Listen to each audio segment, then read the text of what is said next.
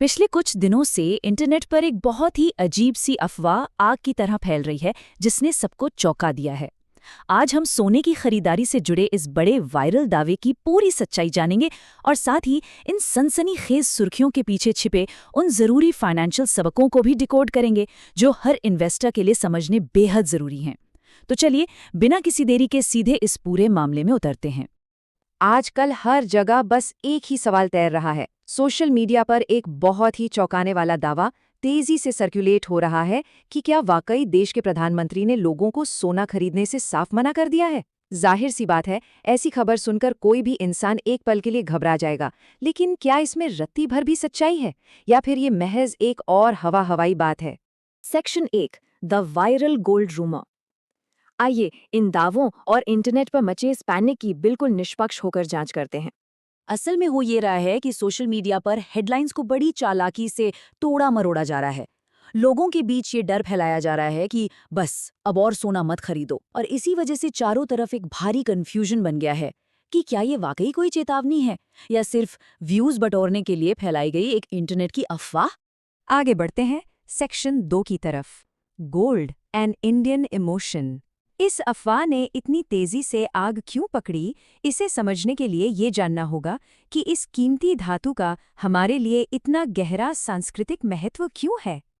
देखिए, भारत में सोना सिर्फ एक चमचमाती धातु नहीं है, ये एक गहरा इमोशन है, सदियों पुरानी परंपरा का हिस्सा है और कई परिवारों के लिए तो ये सबसे बड़ी फाइनेंशियल सिक्योरिटी है।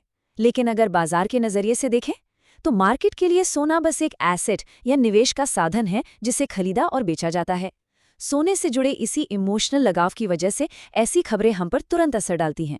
Section 3, understanding market highs. चलिए अब भावनाओं से थोड़ा बाहर निकलते हैं और सोने की कीमतों की वर्तमान सच्चाई पर बात करते हैं।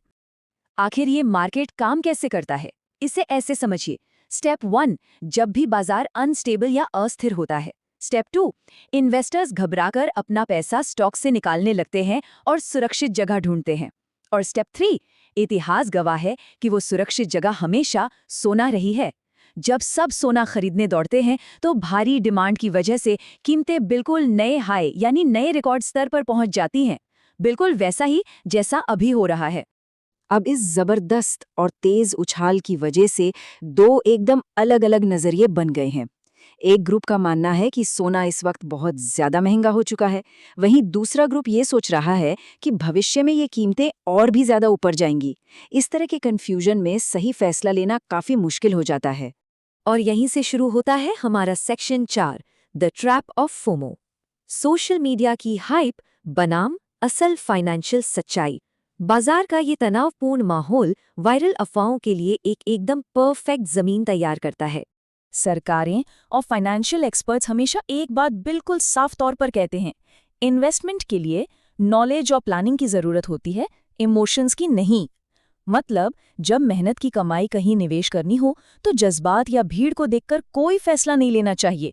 सबसे अहम बात यह है कि अगर सिर्फ सोशल मीडिया की हाइप और फोमो यानी फियर ऑफ मिसिंग आउट के दबाव में आकर खरीदारी की जाएगी तो बहुत मुमकिन है कि बाजार में बिल्कुल गलत कीमत पर एंट्री हो जाए, और गलत टाइमिंग अक्सर आगे चलकर बहुत बड़े नुकसान की वजह बनती है।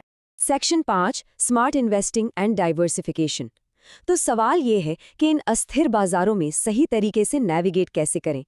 चलिए स्मार्ट इन्वेस्टिंग को गहराई से समझते हैं। जब कीमतें इतनी तेजी से ऊपर भाग रही हों तो स्मार्ट इन्वेस्टिंग की पहली शर्त होती है धैर्य रखना। ये सिर्फ मुनाफे के पीछे अंधी दौड़ लगाने का नाम नहीं है, बल्कि इसमें शामिल रिस्क को सही तरीके से समझने का नाम है। एक्सपर्ट सख्ती से सलाह देते हैं कि कोई भी नया ट्रेंड देखकर अपना सारा पैसा सिर्फ एक ही एसेट में कभी नहीं डालना चाहिए। इसके बजाय एक बैलेंस्ड पोर्टफोलियो बनाना चाहिए जिसमें इन्वेस्टमेंट को सोने, स्टॉक्स, क्रिप्टो और अन्य एसेट्स में सही तरीके से बांटा गया हो। इससे लॉन्ग टर्म में हमेशा सुरक्षा बनी रहती है। इन हालात में कुछ कोर प्रिंसिपल्स बहुत काम आते हैं, जैसे सोशल मीडिया की बेबुनियाद हाइप को पूरी तरह इग्नोर करना, कोई भी अंधा फाइनेंशियल फैसला न लेना, मार्केट करेक्शन यानी बाजार गिरने के लिए हमेशा तैयार रहना, और सबसे ज़रूरी अपने निवेश को अपने पर्सनल गोल्स के हिसाब से प्लान करना। इन बातों को मानकर हम उस पैनिक से बच सकते हैं जो अफवाहों में बहने वालों को होता है।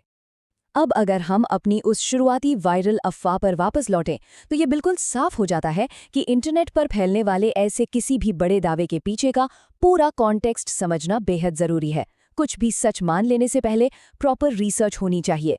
सोशल मीडिया पर बातों को तोड़ मरोड़ कर पेश करना बहुत आसान है, इसलिए स्ट्रेटेजिक टाइमिंग और फैक्ट चेकिंग ही बचाव का एकमात्र रास्ता है। सोने की इन रिकॉर्ड हाइज, बाजार की भारी हलचल और डाइवर्सिफिकेशन की इस पूरी अहमियत को देखने के बाद एक बहुत बड़ा और ज़रूरी सवाल सामने आकर खड़ा हो जाता है।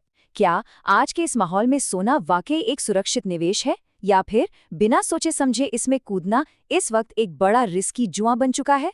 हमेशा रिसर्च को प्राथमिकता दें। इस एक्सप्लेनर का हिस्सा बनने के लिए शुक्रिया।